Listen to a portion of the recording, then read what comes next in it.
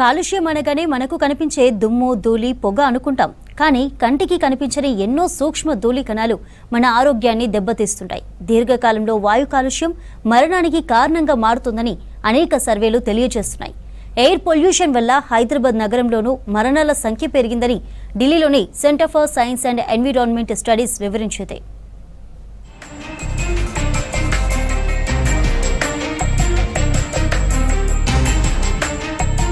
Air pollution Hyderabad ప్రజల ప్రాణాలకు ముప్పుగా మారుతోంది. 2005తో పోలిస్తే ప్రస్తుతం సిటీలో పొల్యూషన్ బాగా పెరిగింది.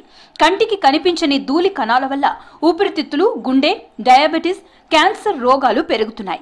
ఇవి మరణాల పెరుగుదలకు కారణమవుతున్నాయని ఢిల్లీలోని centre for science and environmental studies Kanpur IIT అధ్యయనం తెలిపింది. స్లో మర్డర్ కంటిన్యూస్ పేరుతో నివేదికను ఎన్విరాన్మెంటల్ స్టడీస్ రిలీజ్ చేసింది. కేంద్ర కాలుష్య నియంత్రణ మండలి వాయు నాణ్యత పర్యవేక్షణ కేంద్రాల గుణాంకాలు, గ్లోబల్ బర్డెన్ ఆఫ్ డిసీజ్ అధ్యయనాల ఆధారంగా ఈ నివేదిక తయారైంది. నేషనల్ క్లీన్ ఎయిర్ ప్రోగ్రాం లక్ష్యాలకు అనుగుణంగా తక్షణ చర్యలు తీసుకోకపోతే మరణాల సంఖ్య మరింతగా పెరిగే అవకాశం ఉందని హెచ్చరించింది. కేవలం కంటికి కనిపించిన సూక్ష్మమైన రేణువుల వల్ల కూడా అవి మన గాలి పీల్చినప్పుడు మన ఊపిరితిత్తులోకి వెళ్ళిపోయి తద్వారా అక్కడి నుంచి రక్తంలోకి వెళ్ళిపోతాయి. రకరకాల ఇతర ప్రదేశాలలో, గుండెలో, రక్తనాళాల్లో, కిడ్నీలలో, మెదడులో, ఎముకల్లో, కండరాలలో, నరాలలో కూడా అవి హాని చేయగలుగుతాయి. కేవలం ఊపిరితిత్తుల్లో సిఓపిడి మాత్రమే కాదు, రక్తనాళాలు పాడు చేయడం ద్వారా చిన్న వయసులో హార్ట్ అటాక్స్ రావడము, పక్షవాతాలు రావడము, కిడ్నీ ఫెయిల్ అవ్వడము, ఇమ్యూన్ సిస్టమ్ దెబ్బతిన్న తర్వాత రకరకాలుగా వాళ్ళకి ఇన్ఫెక్షన్స్ రావడము, దాంట్లో టీబీ, న్యూమోనియాలు సైతం ఉంటాయి.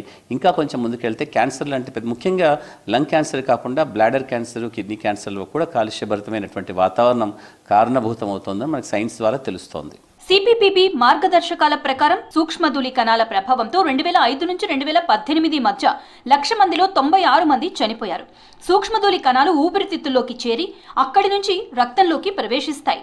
ఇవి శ్వాసకోశ, క్యాన్సర్, డయాబెటిస్ కి కారణమవుతున్నాయి. గుండె వ్యాధులతో స్ట్రోక్ రావడానికి 25% అవకాశం ఉందని, సిఓపిడి వంటి సమస్యలు వస్తున్నాయని సర్వేలు చెప్తున్నాయి.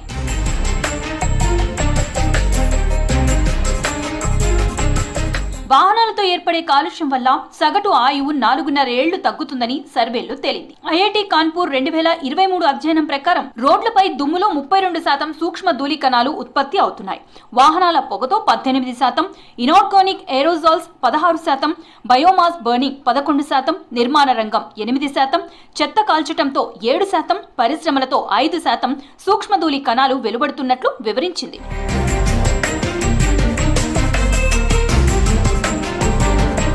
సూక్ష్మధూళి కణాలు కంటికి కనిపించకుండానే ప్రాణాలకు ప్రమాదంగా మారుతున్నాయంటున్నారు వైద్య నిపుణులు. ప్రయాణం చేసేటప్పుడు మాస్క్ ధరించాలని చెప్తున్నారు. పెట్రోల్, డీజిల్ వాహనాలకు ప్రత్యామ్నాయంగా ఎలక్ట్రిక్, సిఎన్జి వాహనాలను వినియోగించాలంటున్నారు. వ్యక్తిగత వాహనాలకు బదులు పబ్లిక్ ట్రాన్స్పోర్ట్ యూజ్ చేయడం అవసరమని సూచిస్తున్నారు. సామాజికంగా మనందరం కలిసికట్టుగా తీసుకోవాల్సిన నిర్ణయం ఏమిటంటే దాదాపు ఎంత మేరకు సాధ్యమైతే అంత మేరకి చుట్టూ మన చెట్లు బాగా పెంచడం అన్నది మనం చేయాల్సింది. వేప చెట్టు లాంటివి దాదాపు ఒక్కో వేప చెట్టు 6 లేదా 7 ఏసీలు ఇచ్చేంత చల్లదనం ఇస్తాయని చెప్పి కూడా సైన్స్ మనకు చెబుతోంది. వాయు కాలుష్యం వల్ల అనారోగ్యానికి గురయ్యే వారి సంఖ్య ఏటా పెరుగుతోంది.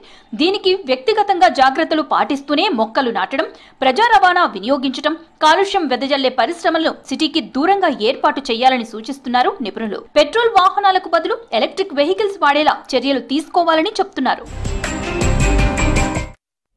ఇవి bulletin updates. Stay tuned to V6 news.